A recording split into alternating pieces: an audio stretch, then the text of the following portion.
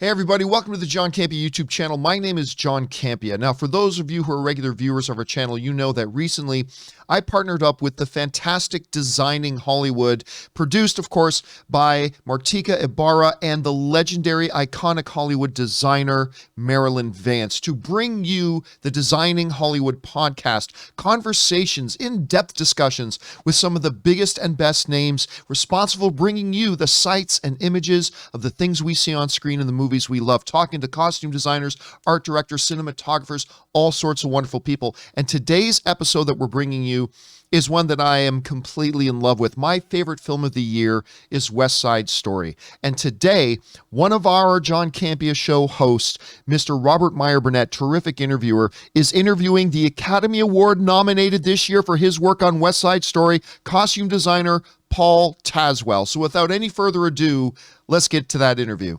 The Designing Hollywood podcast is dedicated to all things movies, the movie industry, and its talented professionals. Today's episode is sponsored by the Western Costume Company. Today's guest is Paul Tazewell. Our guest today has been designing costumes for Broadway, regional theater, film and television, dance, and opera productions for close to 30 years. He began his Broadway career with the groundbreaking musical Bring in the Noise, Bring in the Funk, directed by George C. Wolfe. Most recently, he is known for his work with both Lin Manuel Miranda's Tony Award-winning original Broadway productions of Hamilton and In the Heights, which is beyond cool. In the United States and across the globe, he has designed for such renowned companies as the Metropolitan Opera, the Bolshoi Ballet, the English National Opera, just to name a few. His feature film credits include Harriet for Focus Features, Hamilton for Disney+, and West Side Story, directed by Steven Spielberg. In 2016, he received an Emmy Award for NBC's The Wiz Live, as well as a Tony Award for Hamilton. Other notable honors include 2 Lucille Lortel Awards, 4 Helen Hayes Awards, a Princess Grace Foundation Fellowship, and the Princess Grace Statue Award. He holds an MFA from New York University and a BFA from North Carolina School of the Arts. He has been privileged instructing students as a guest artist for both New York University and the North Carolina School of the Arts. From 2003 to 2006, he held a faculty position at Carnegie Mellon University. It is my great honor to introduce Mr. Paul Tazewell. Paul, I have to say, I don't think I'm very worthy to be sitting with you. Your educational background and the fundamentals that you have seem to be just extraordinary, beyond reproach. And I wanted to ask you, I've interviewed a lot of costume designers on the show, and a lot of them have the same very rigorous educational background where they've studied the fundamentals, they've apprenticed, they've really worked hard to understand the very basic building blocks of the profession. Would you say that's true? That is absolutely true. I started, early on. I mean, I was, I guess, bitten by the theater bug when I was in grade school. I mean, maybe junior high. I was serious about it. And it was from seeing a musical that my neighborhood high school was doing, a production of Music Man. And I fell in love with theater and entered into a performing arts program. I mean, when I was coming up, that was when fame was, coming out. That was that was that period of time. Was that the original film, Alan Parker's film, or was it the series? It was the original film. That movie blew me away as well. It's still an influence on me. The 4 years, I Hot Lunch Jam, still one of my favorite songs in any movie. So funny. I was just saying that the other day, making my bed. Shake it, Sadie. Yes, serving lady. Sadie. Anyway. So that was, in Akron, Ohio, my class wanted to be, what we were seeing on film. We wanted to be that school. And it was a performing arts program in and amongst other focuses. You could take law, or you could take broadcast communications. Well, mine was performing arts. And I had the opportunity to both be in productions, to study dance, to study voice, to study acting, half of the day, and then the rest was academic. And then when I was a junior in high school, I had the opportunity to design the costumes for our production of The Wiz. So it was kind of a full circle to then receive the Emmy for The Wiz Live in DC. In that same production, the one in high school, I played The Wiz as well. So it's going from that and then figuring out, okay, what are you going to focus on? My parents were, my mother is an educator, and her parents were educators. My dad was a research chemist for Firestone. So it was pretty important for me to get an education. And my hope and dream was to make it to New York, become a Broadway performer, and do the best I could. Potentially become the next Ben Vereen. But I entered into a fashion program at Pratt Institute in Brooklyn, thinking that on the side, I'll take classes in performance and I will start to audition and go towards what my passion is. After that year, it was culture shock, and I made the decision to transfer to North Carolina School of the Arts. And I focused on costume design. And from that point, really let go of my desire to be a performer and really held on to, and I think that it was, it was my thought that I would be typecast if I was a performer, if I was an actor. And at that time, that could have been true. I think that things have changed greatly now, but where I wanted to be a leading man type, a romantic lead, those weren't the parts that were being given to. Was that a difficult decision, a difficult realization to come to? It was, because my dream had always been to be a performer. When I was in school, what I realized is that I could live vicariously through many different characters. There was a limitation with design, I could be completely expansive. And it also leaned into, all of those other interests that I have. I grew up working with my hands a lot and creating and sewing and drawing and painting. And those were ways that I was expressing, that I had learned to express, inspired by my mom and my grandmother. And, so it put into play everything that I was about. And, you're talking about, the education and how important it is to be diversified in a way as a designer. That is because we are always exploring different characters. We're always exploring different cultures. It allows you to investigate. And, I completely embrace, I love researching and researching why people are the way that they are.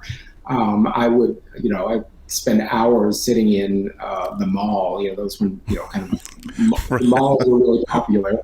In the winter, there wasn't a whole lot to do that wasn't cold, but sitting in the mall and just watching people walk by and trying to create stories or, imagining stories of these people that I didn't know, but why they, I think that what was going on in my head was, why were they dressing the way that they dress? What is their internal story?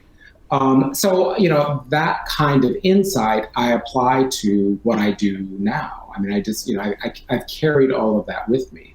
My interest in dance and my ability to understand movement and bodies in space, and it directly relates to how I see fabric and clothing moving on a person's body and become an extension of a person's body. So it's. I just think that it is why what our a designer needs to desire to know a lot about many things, because we're inevitably going to be asked to at least find out what the real thing is. What does it really need and want to be when you're trying to depict a certain storyline or a certain culture.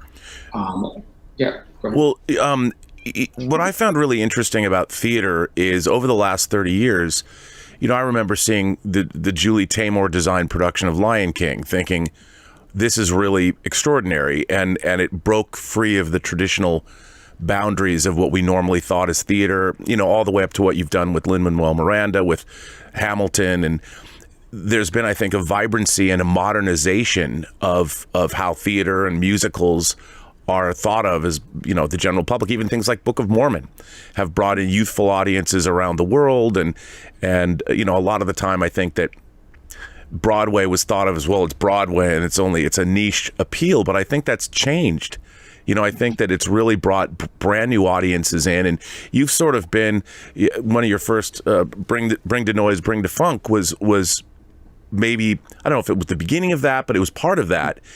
And how did you feel about being right in the middle of this sort of changing and broadening of the appeal of musical theater and theater in general to audiences? I've been hugely fortunate to be a part of productions, many productions that have really been groundbreaking and have set a new tone for theater specifically.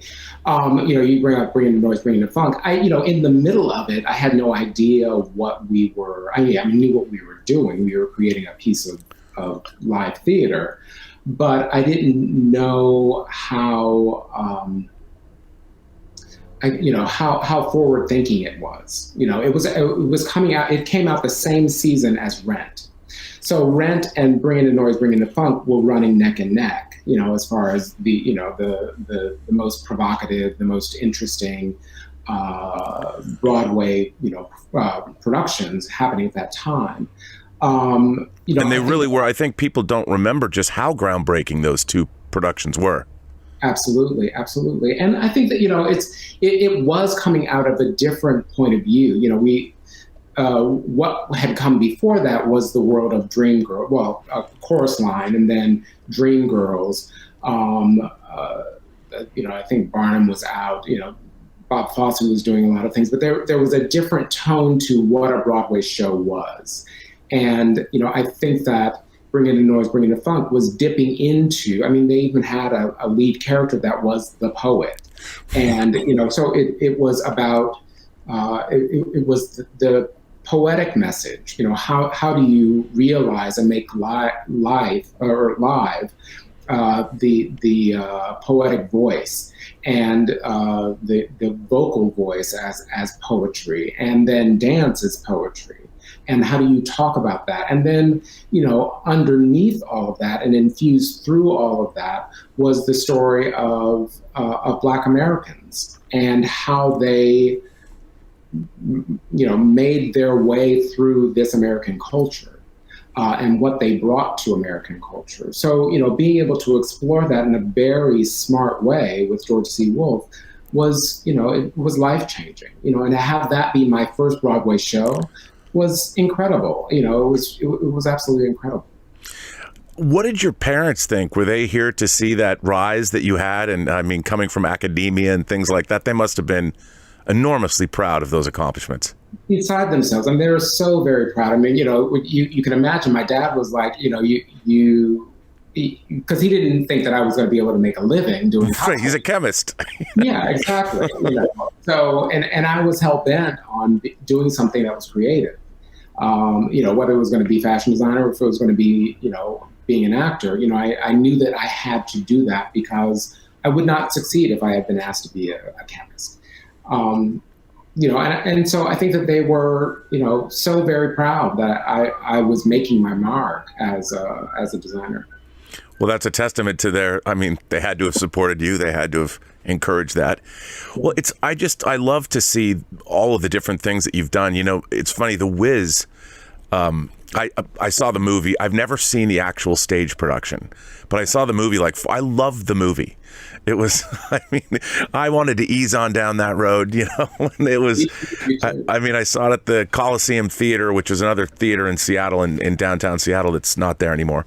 But again, I did see the production that you did the live production, and I loved it. It wasn't, it was different than being in a theater, but still, there was it was delightful. It was beautiful. It was cool. And I'm curious. I mean, you've worked on a lot of, there's been a lot of plays and musicals that have been translated to film and back again, which is sort of, The Wiz was a play, then it was a movie, then it was a live broadcast. Yeah. How do you approach something when you've worked on things, and this will play into talking about West Side Story later, when you've worked on something that has previously existed in other incarnations, how do you bring something that's uniquely you to a production? That's always a big question for me, when I'm faced with re-envisioning a story that's already been told.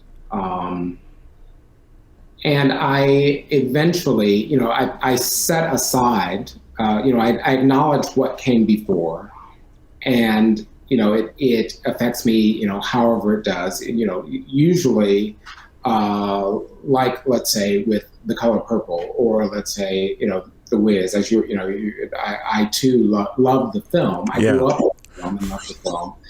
I was in a production of it. You have to, at a certain point, as a designer, set that aside, acknowledge the place that it lives for other people, for an audience, and then go about creating a similar energy, or just embracing the intent of the original production, but bring it through your own, see it through your own lens, or I see it through my own lens. And it's always informed by my collaboration with the director, my collaboration with the other designers that are part of the creative team. We're always coming, and we come to the table literally with so much other experience as well, individually, and other than what the original production was. So we can't help but make it be something different and new. And I think that is part of the challenge, but also part of the fun, part of the exciting journey in recreating what it might be. I mean, I was listening to another podcast. A director was speaking about a different film, and saying that he went to the original novel as opposed to leaning into the first film that had been done of that same story. And I think that was definitely what Steven's intent was. He was really embracing the original Broadway production that was done in 1957, and less so the production, the film that was done in 1961. Well, you've worked on, I just look at the things that you've done. I mean, Hamilton really, well, both In the Heights and Hamilton were so groundbreaking in terms of, especially speaking to where America is in terms of things like race relations. And it really smashed through boundaries in a really interesting, very exciting, and yet very entertaining way. When you pitched the idea of Hamilton, and because whenever, and I've watched it on Disney Plus so many times because it's beautiful, and I just wonder, what was that like when you first heard that whole idea? Did Lin Manuel Miranda come to you, or did you think he was nuts, or what? Well, I definitely knew that he wasn't nuts. I mean, I had done In the Heights with Lin, sure, and with Thomas Kail, the director, and it was one of those experiences that designers live for. That the warmth of that team and how we created together. So I was all in before they even asked. I mean, I was so excited to be asked.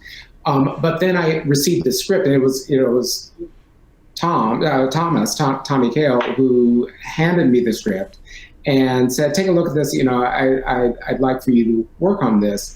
And he said, it's about Alexander Hamilton. And I was like, Alexander Hamilton? I was like, oh, okay, well, yeah, okay. And trying to make sense of and he said, Lin has written this really, beautiful piece, and we're looking to do it X. And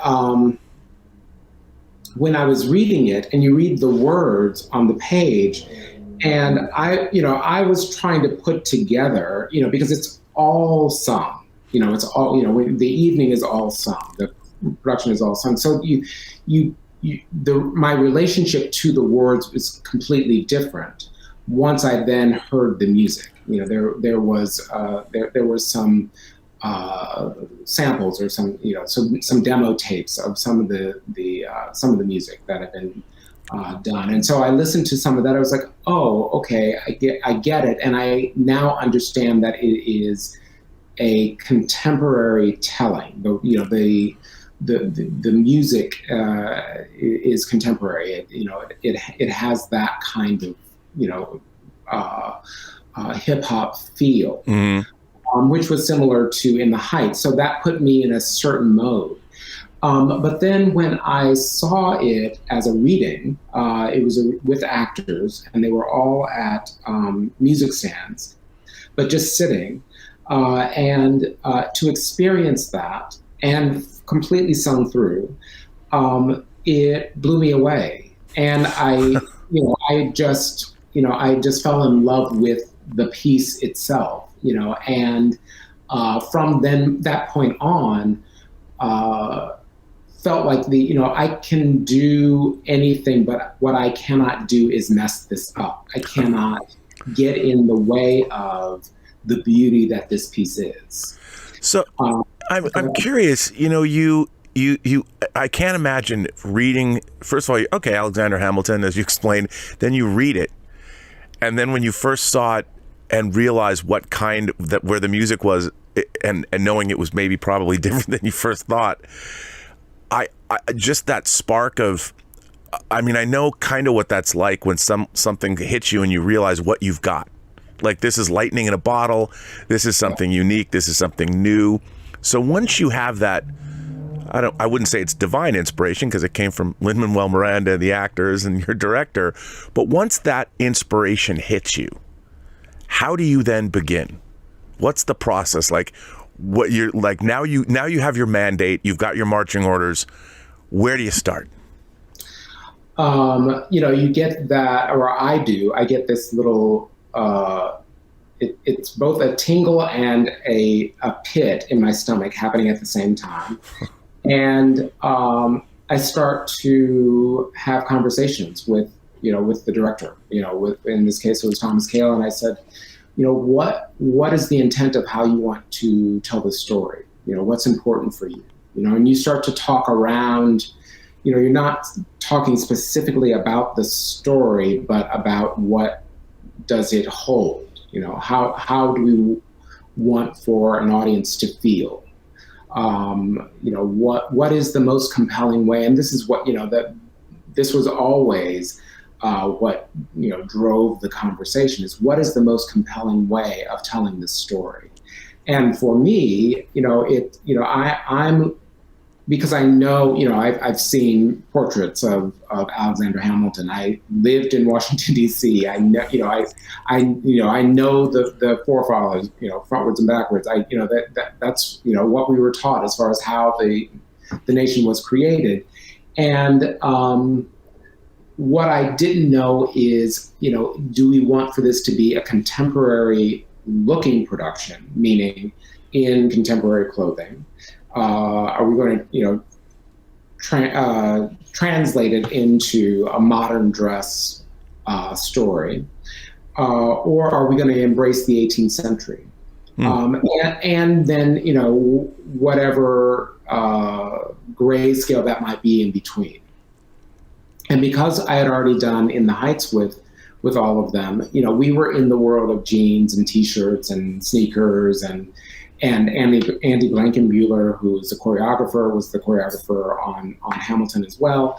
And so I knew that language, and I understood that Andy now wanted to create a language that was specific to Hamilton. And how that affects me is, what are they going to wear on their feet? How are they going to move? How do we want for them to move through space? And so I was, about putting together loads and loads and loads of research. I mean, I was, image after image after image that was both 18th century clothing, uniforms of, of the American Revolution, and all of the portraiture that, was of our forefathers. And then alongside of that is all of the fashion that has been inspired by the 18th century. And how it might be, shifted and translated, into telling this story. And then, digging through all of that with all of us at the table, all the designers and director at the table, we made the decision, because there was an upcoming staged reading, we made the decision that we would dress all of the performers, all the actors, in actual clothing. And fortunately, we were doing it with the Public Theater in New York. And so I had access to a big stock of costumes that I could pull. And it could just be, kind of a tryout, a template for, what might come. And it gave us an opportunity to see what it would be to mash up the music and the words with the 18th century and that silhouette.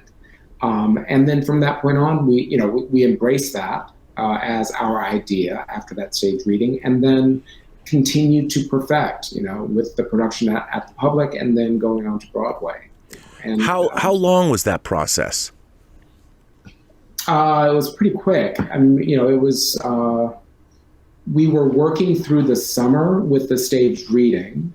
And then I think that we launched into the Public's production late fall. And, we opened late fall, early winter, and then we had a run at the Public. It took off. It became huge while I was at the Public.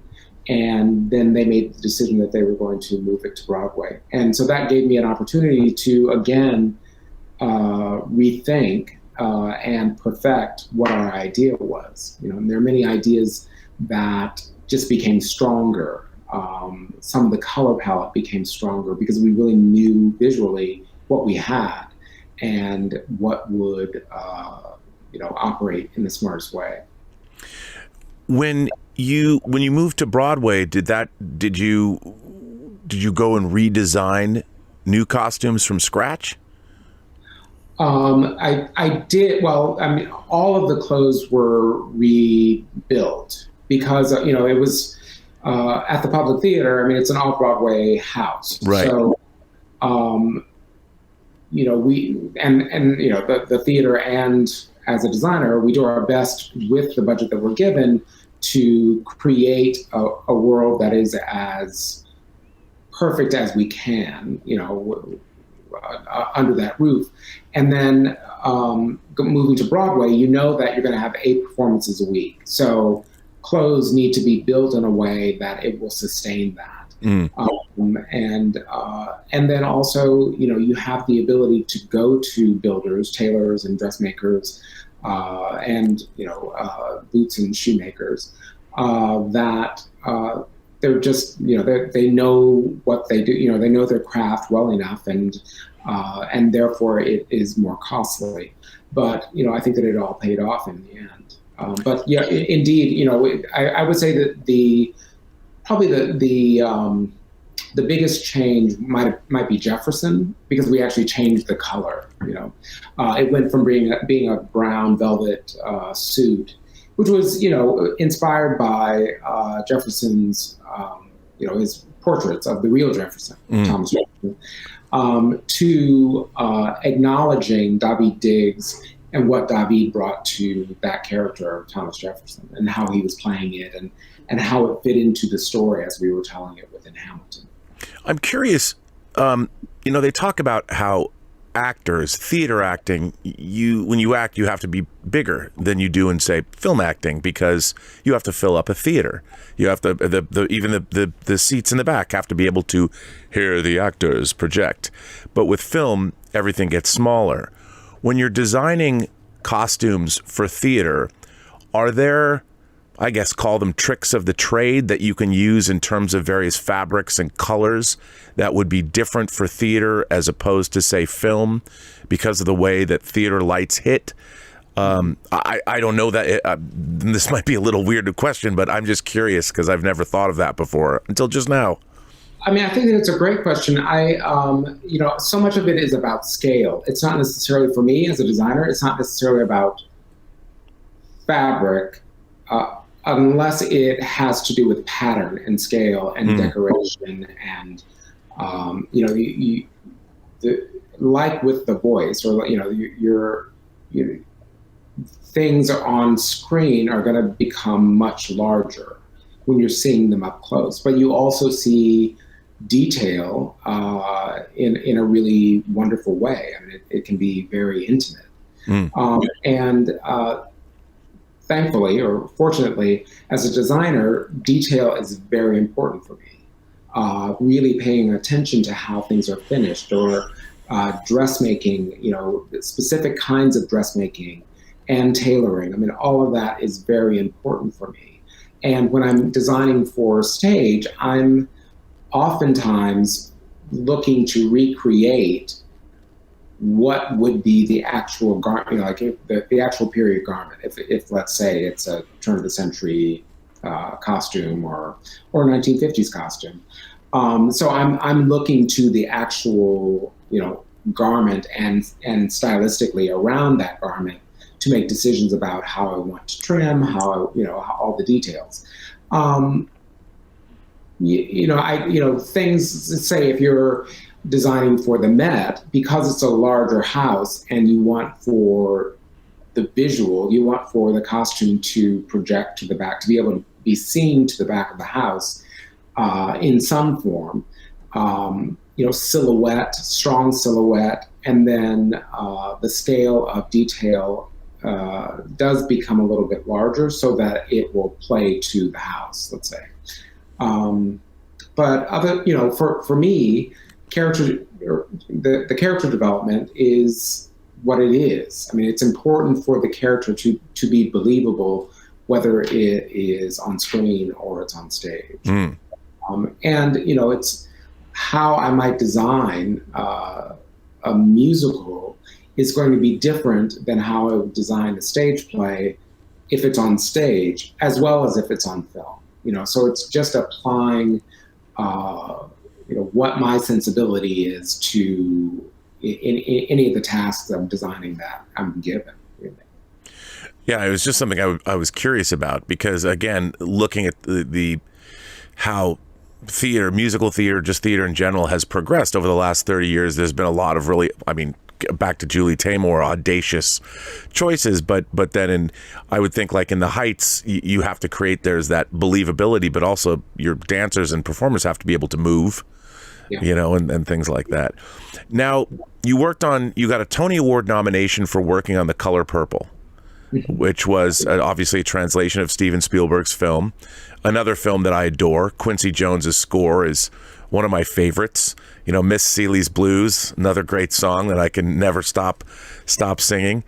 Did you get a chance when you came on board that project? Was that something Spielberg himself was producing, and had you met him before?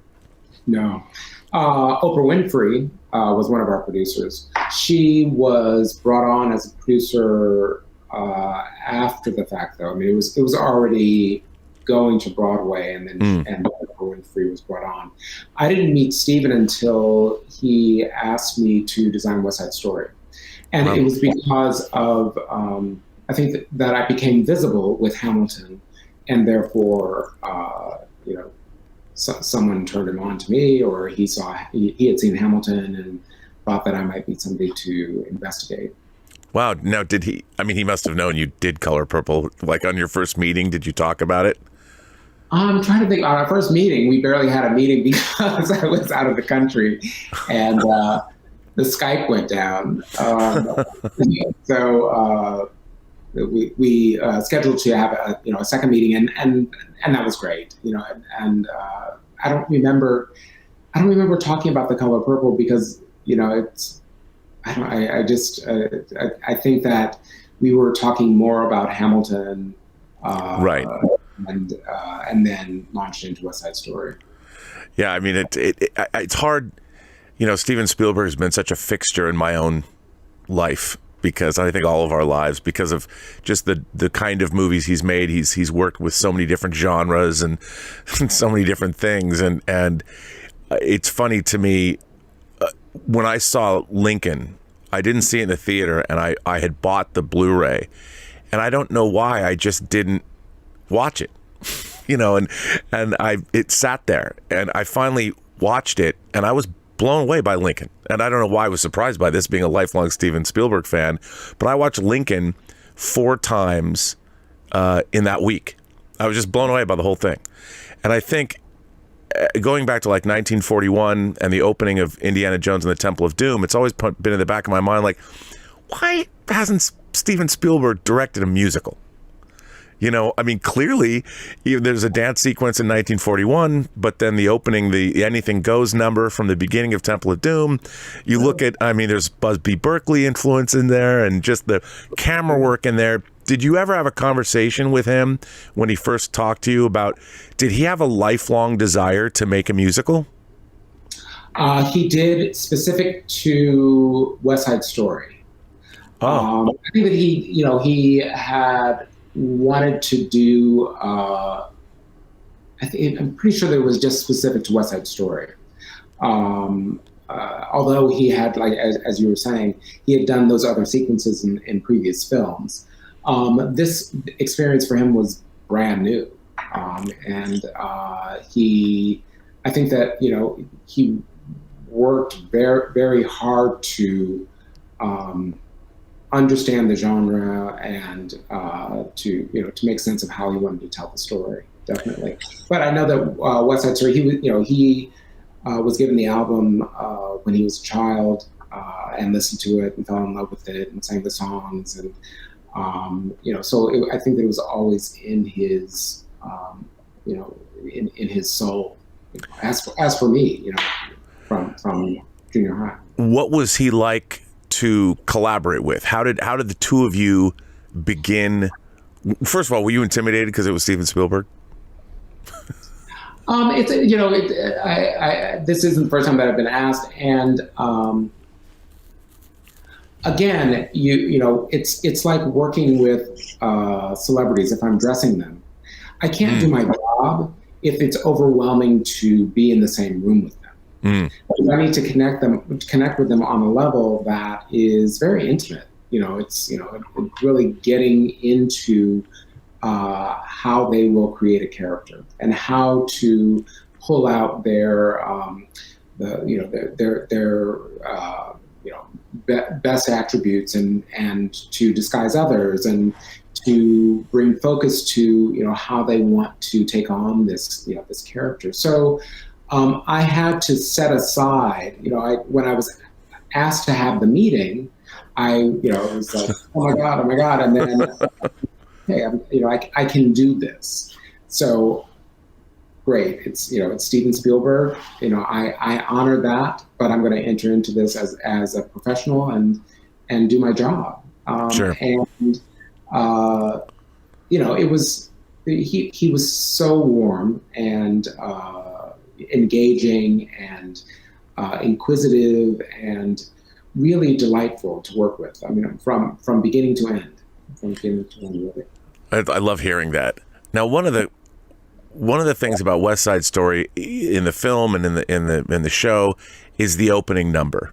Mm-hmm. The opening number really sets the stage. It introduces the two factions, and the opening of this film, that familiar, the whistling, and then you move into it, and then I adored how this movie opened. Because I was wondering, in the original film, it opens with that long, you see it starts out as a graphic, and then it becomes the New York skyline, and then there's those great like panning shots over the atmosphere, over the whole city in a way that you really hadn't seen New York before at the time. I mean, I'm sure in 61 when the film came out, people were like, wow, look at that, but this, the fact that it was, the future home of Lincoln Center, you know, and the it almost looked like a bombed out, war torn area, and you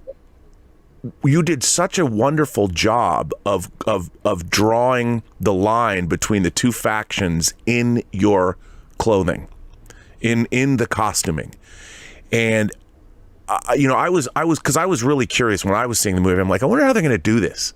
Like, how's this movie going to open?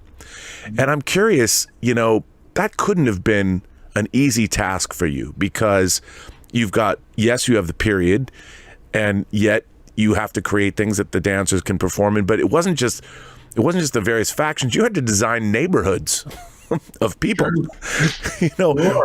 And I'm curious, man, like when you did he say, like, look, this has got to be a bang. Like, how did you talked about before, like, your research, where'd you begin? You know, I went directly to, you know, the original sources, which were, you know, they're photographs of 1950s New York, you know, and there are, you know, there's a lot that's out there to draw from. You know, some of the most inspirational were some of the color photographs of Gordon Parks. You know, just seeing you know, what the streets really were. I mean, there are a lot of black and white photographs, definitely, and you know, you can get a sense of shapes, of silhouettes, of different types of people. But when you start to see how color was pulled together, it becomes reality, because that's what we see. That's what, you know, that's how we see our lives walking down the streets of New York, you know, even going outside. So I wanted to get a really strong sense of what that was for the mid 1950s. What did New York feel like? You know, and for Steven, it was very important to imbue it with that kind of reality, that sense of naturalism, if you will. You know, you're talking about that opening sequence. You know, with both Steven and also Tony Kushner, you know, it was brilliant the way that they centered the story in, you know, the environment is this, you know, it's a disaster area. I mean, it's, you know, all of these buildings are being brought down. It's being swept away. That was something different from the original film. You really get a sense that these people are being displaced. The old ways are literally, you're physically watching the manifestation of that, the ending of that era. That's correct. And I mean, it becomes its own character in a way, because then you realize that it's futile for both gangs. You know, nobody's going to get this territory in the end. It's going to go to the city, and it's going to go to gentrification, and which is very timely. You know, it's a very timely story to be telling. But, you know, I feel like my contribution, my work, was in staying in step with what that story was that they were hoping to tell. You know, that we've got a gang that is surrounded by rubble. The first gang, you know, you encounter the Jets at the very beginning, and their environment is all of this rubble. You know, it's dust covered, gravel and deconstructed buildings, and you know, I needed to align the clothing to that. You know, if that's their playground, then their clothing is going to be affected by that.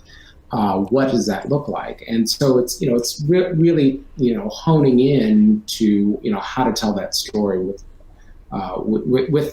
the gangs, you know, how I told it with the Jets, and then also with the Sharks. Seeing the Sharks, you know, the Latinx community coming in from, you know, migrating from Puerto Rico, and other Latin territories, Latin islands, and, you know, seeing them as aspirational, seeing them as a community that's, you know, hoping for better. And when you are hoping for better, how do you, you know, what is your own self-respect? How do you dress yourself? You know, the decision was made by Steven that, you know, that all of the Shark men would have jobs, you know, they have jobs to sustain themselves. That was what they were doing during the day, and then on their off time they were connected to the gang. So, I think that set up already a great conflict, with these two communities, because they're coming from two different places, and what their desire is in the city is, it's coming from two different places. And that's what's dynamic. Now, I'm curious, Janusz Kaminsky, Spielberg's DP that he'd been working with since the early 90s, I think I don't know if it was Saving Private Ryan, or it might have been Schindler's List, I think was the first thing that they did together. Now, he has a very specific way of lighting things. It's sort of this muted, it's really unique. Now, I'm curious, with all the vibrancy of your costumes and the color that you brought, did you have to collaborate with him in such a way because it would change the way he would light scenes, and with the amount of color you brought in, did you guys have a working relationship at all where you were collaborating too? I mean, I was always laying out what I was going, what a scene was going to be color-wise, because color for me was very important. I had set up rules for telling the stories of the story of the clothing. Keeping the jets in cool tones, keeping the sharks in warm tones, reflective of where they were coming from, reflective of that more tropical world and sensibility, and then having the background mainly in the streets of New York be more of a gray tone or a neutral, so that these other two conflicting color groups could would be seen basically. So that was evident pretty early on as I was presenting what I was doing. And Steven embraced that, and Janusz as well. I do remember being on set at one point, and Janusz was working to light a specific scene, and color came up in our conversation, but he then impressed on me that as the cinematographer, your color may become, or my color may become anything. The color that I'm using, he has control of what that's going to be. See, when you actually see the film, to sit in the theater and watch it, because even in the dailies, you didn't get the full sense of what he was getting ready to do, but some of the filters that he used, and just his brilliant technique. How he lifted up the texture, and all of the breakdown and the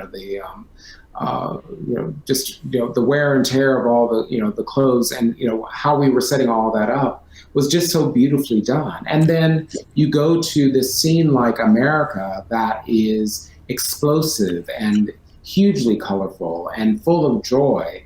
And even within the same film, how that is embraced and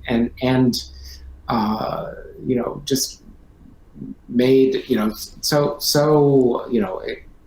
amazing. It's really it was a really, America was a tour de force. The camera work, the color that your costumes brought, the movement. I mean, also obviously you've worked on Broadway, so you understand how fabrics move.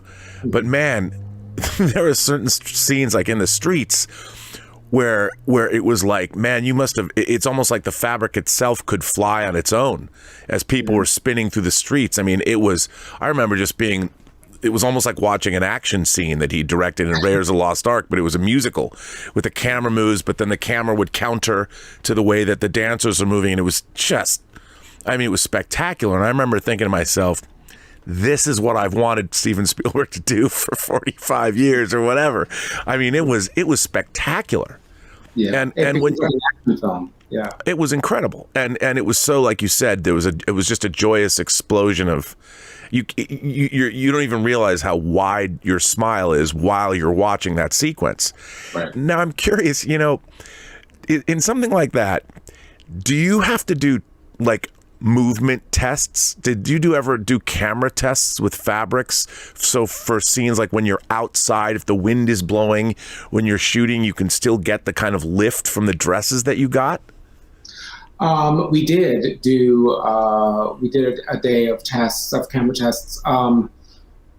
it was before we shot The Dance at the Gym, and it was important for Steven to focus on the petticoats. He wanted that to be an element of movement, within the number. I was choosing and engineering the dresses to move in specific ways, appropriate to the 1950s, but then also that they held together and you were able to see their legs, and that it would move and spin out and open up, and I worked, and because of my experience doing costumes for a lot of musicals, I know what certain fabrics do as they move, and what will give you lift, and what the kind of weight that you want, so that you get a certain snap, or or it floats, or I made those decisions, and then we brought them to the studio and tried it out, and it was amazing. He was using this new camera technique that was slowing the image down, so that you actually saw this undulating petticoat and skirt, obviously, just move in space. It was amazing. I mean, you could have it as a screensaver or something like that. Was there? Yeah, I mean, it must have been gratifying for you though to see, like, working with these guys that have been. I guess you're used to that with people like Lin Manuel Miranda and that team, but to have a cinematographer and a director that are so in sync in an almost magical way. In sync and seasoned, and with that body of experience, it's just I feel so very fortunate, and I run out of words to express just how fortunate I feel. I think I learned so much being on set with both of them, and also the confidence and calm that was the set time, when we were shooting. And I think that there was great trust, there was great respect, and also from the cast there was such amazing joy. I mean, everybody was excited. So much youth, and there were 50 of the young actors.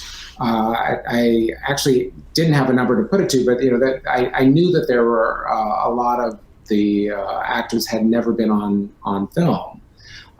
So I think that it was a new experience for them. Understandably, I mean, many of them had come from theater, and are amazing, dancers and athletes, really. But all of that energy coming together with people who really, know what they're doing and have the chops to pull this off, and recreate or retell a story in a new way, really, is just, life-changing. Is there a fundamental difference between designing for the stage and designing for film, or is it pretty similar? For me, it's similar in the original approach, in what my intent is, which is to tell the story in the best way, and to make true and realize the emotional arc of each of the characters, to understand what the intent of the character is and how they fit into this world. Creating worlds, whether it's on film or in theater, is what I do. It's and being in control of that, setting up rules for that world that I then follow. And I find both hugely gratifying. I think that where it starts to veer off into two different directions is with theater, you have the opportunity to see, it's like, paintings or slides that you see from scene to scene. You can study them over a period of time and then, you have a finished product in the end. That would be our tech and preview period. And then we open, and then it's set. But that might last, 3 months, let's say. For film, that slide, that moment where everything comes together, all the clothing is there, it's going to be set that day, that moment, in that hour when it first arrives, Right. on set.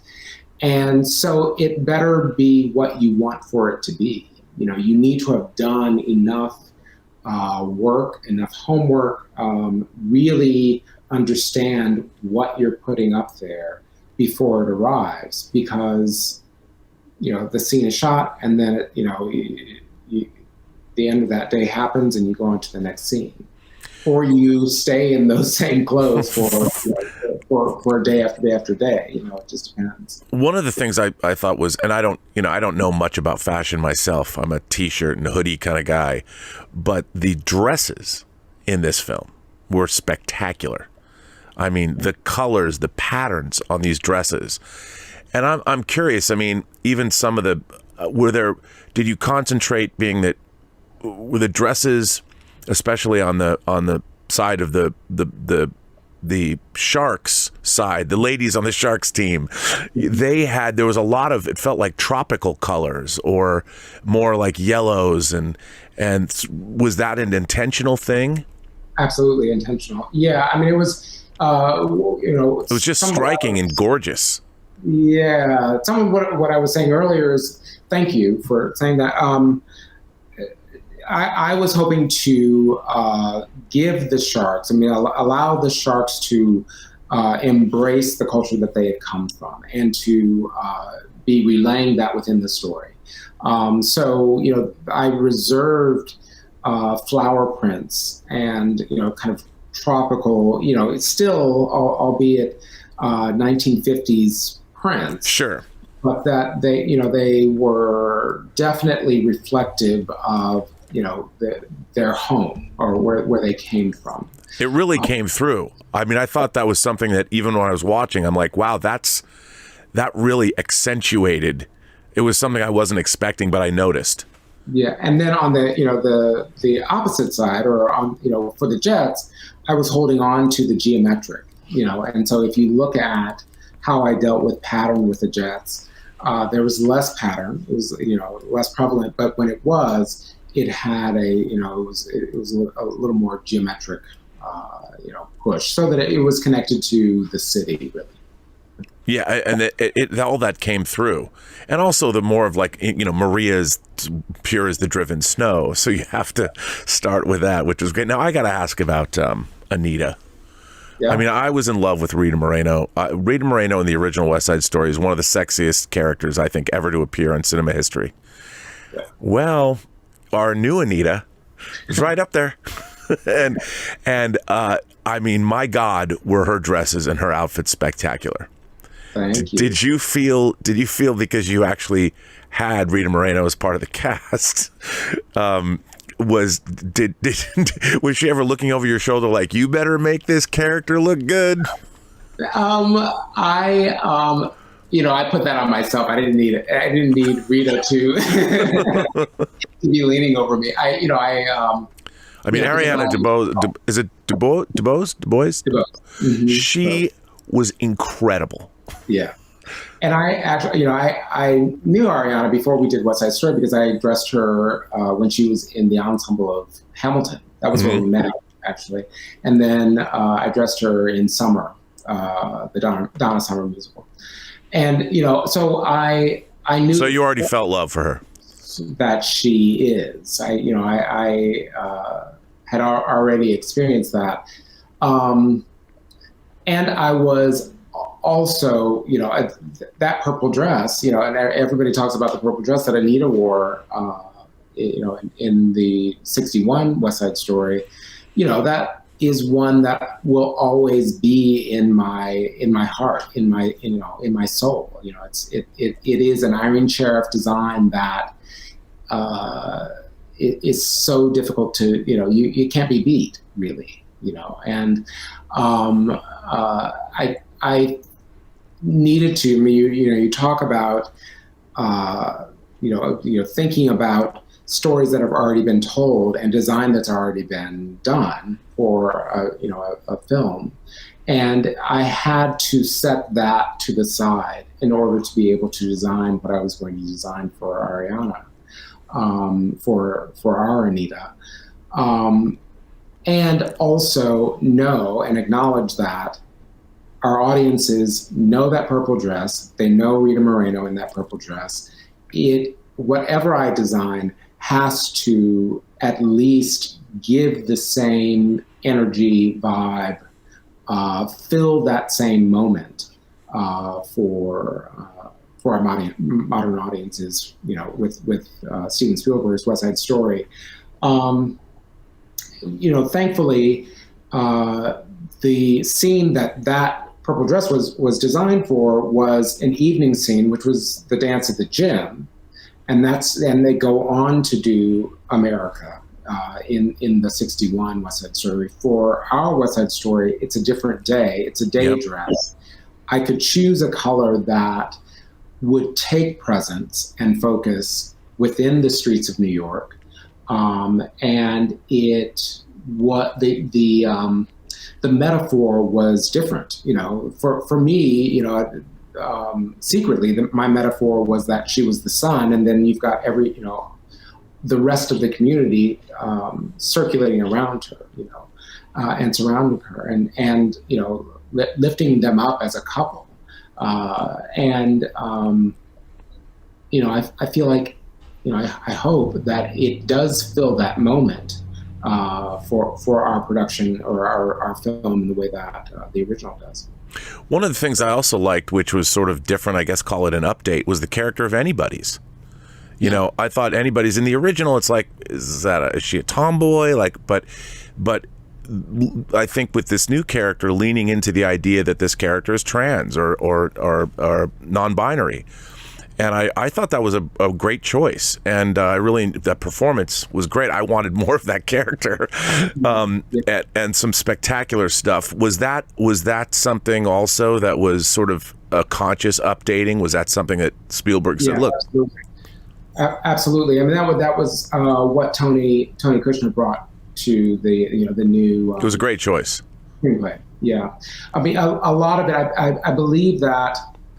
There was maybe 5% of the original screenplay that I think that it was Arthur Lawrence that wrote the screenplay as well. But for the '61 film, it was adapted, changed. Tony Kushner, probably took about 95% of it and made it his own. It has more modern language. It deals with more kind of issues of today, I think, as far as the Latinx community and how they're seen, and also transgender characters and how they're seen as well. And I think that's directly reflective of Anybody's and how that story is told. I mean, most specifically, when you see Officer Krupke, that scene, it comes out full on. It's just like, oh, okay, got it, and beautifully done. It's very, very beautifully done, I think. And that the Officer Krupke scene was great. I mean, again, a new reimagining, something that was unique to the new version, I think, in terms of its staging and the way it was done. I love that. I thought it was fantastic. Now, we haven't talked about, Tony or Ansel Elgort, and I really enjoyed his costumes as well. I mean, he's a pretty tall dude, isn't he? Yeah, he's very tall.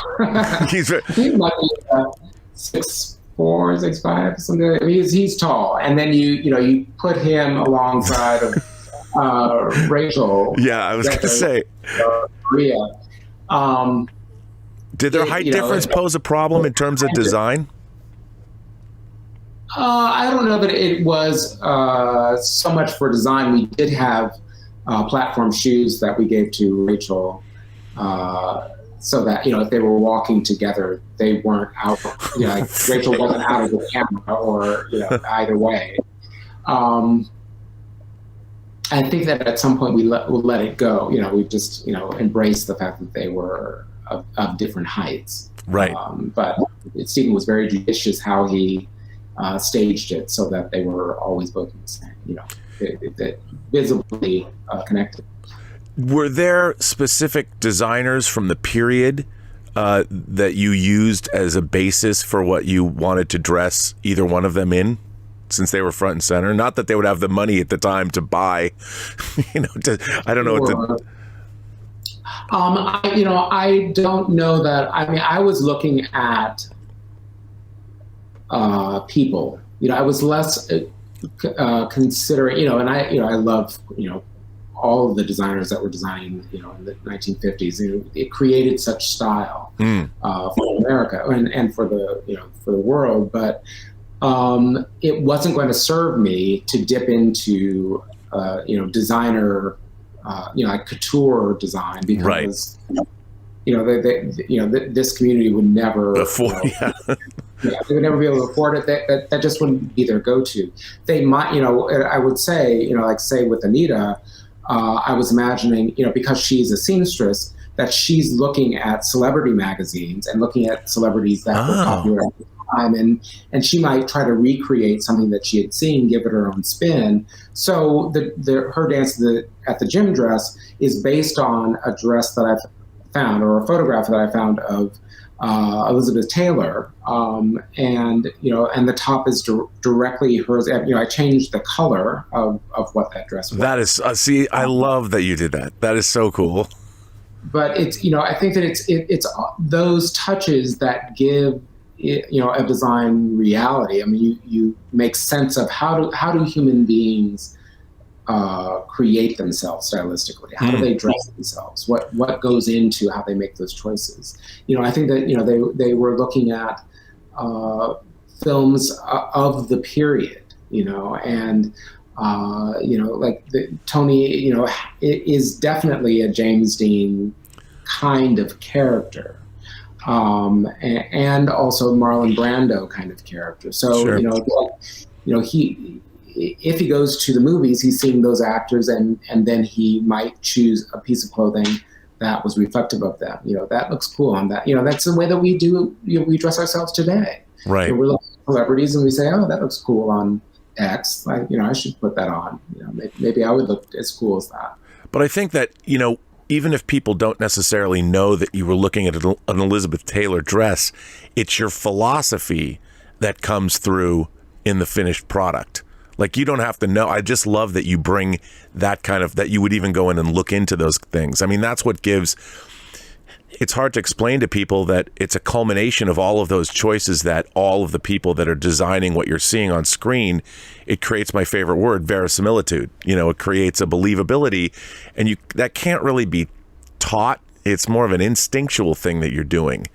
And I think that comes from, would you say that comes from the fact that you have such a formal background and training in all of this, and knowing how it allows you to sort of make these choices that other people might not?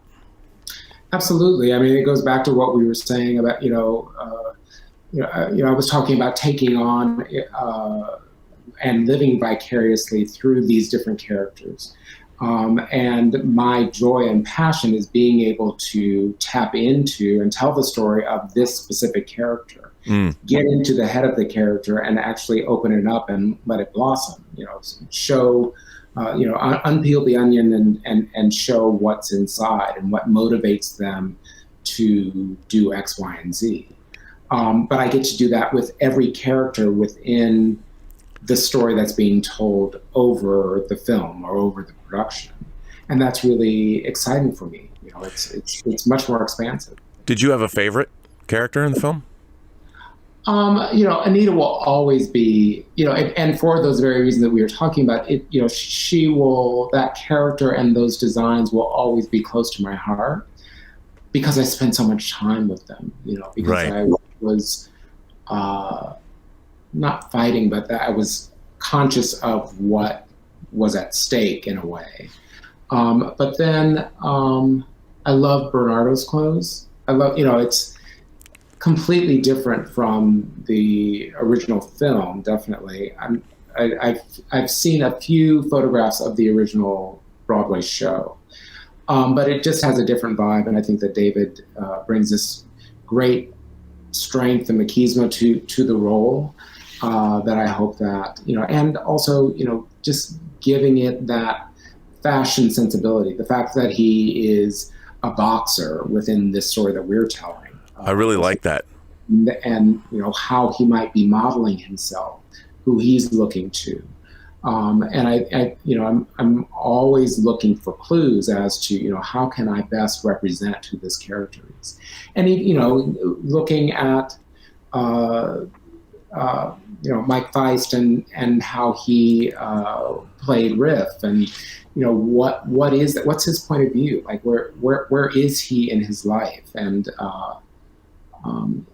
I think there was a simplicity in the pieces, not in the choice, but there was a simplicity that allowed for his performance to really spring forward. He was another, I thought, a great updating of that character. I mean, Riff was much more fierce and dangerous in this version of the film, and angry in a way, and rightfully so. And I really enjoyed the Tony Riff relationship, because you felt something was really at stake all the time between them. I mean, his like, you've got to come back, and Tony didn't seem like, nah, but he's like, Riff seemed a lot more, I wouldn't call it desperate, but yearning, and like you really felt the tension between them more in this.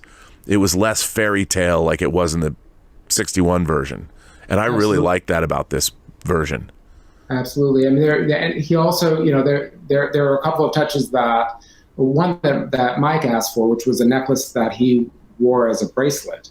And he said that, that I'd like something that would be like my mother's necklace, that, so, assuming that his mother has passed, or she's, like really fallen off, and, he's from a broken home. So, he has certain items, also the medal that he has, that he wears as well. It's a saint's medal. That was taken from, the idea was taken from a photograph by Bruce Davidson, which was, he embedded himself with gangs in and around New York in the 1950s. So there's a lot of photographs of that as well, and the different gang members. So, I'm always looking for, just thinking about, Officer Krupke in that number, and thinking, the different characters that make up a gang, and how, as you have different characters within a family, and this is the family that they've created. So the challenge for me is to make those characters as specific and as clear, rendered as clearly as possible for the audience. I have to ask about Rita Moreno's character, Valentina, who is a new character for this version. And she's kind of like Switzerland in a way. Like, her store is, she knows everybody. She's been there. She knows everyone in the neighborhood. She knows whatever candies they buy or whatever candies they steal. She knows everything. Now, she's almost like, in a way, she's the saintly character. It's almost, she's the church. How did you approach that character, since there wasn't any previous version of that character? I mean, Valentina is the character that has, as you're saying, has seen it all. She's been through the heartache and the fear, and the, feeling vulnerable to New York as it was, when she married her husband, who was a white man. And so she completely understands what the struggle is potentially going to be for Tony and Maria.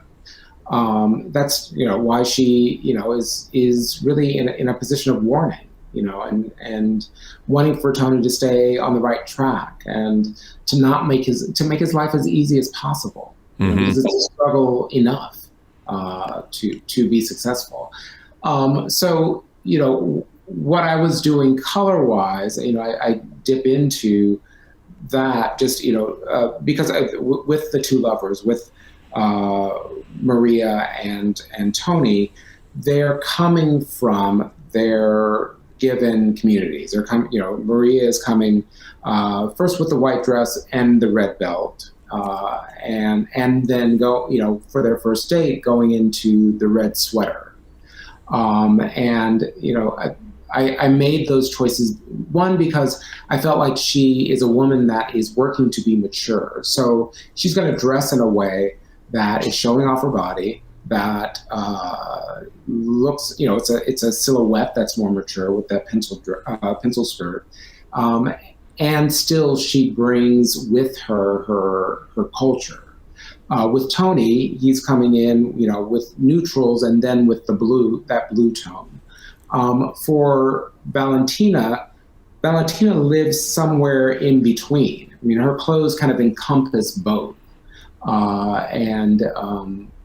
I think that she, as you were saying, like with Switzerland, she, it's not like she is neither. She's actually kind of integrated in a way, which, makes her shop a safe space for everyone.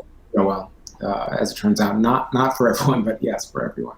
Well, listen, I could keep you for hours. It's been fascinating to talk with you. I think to wrap this up, I think your work on West Side Story was just absolutely stunning.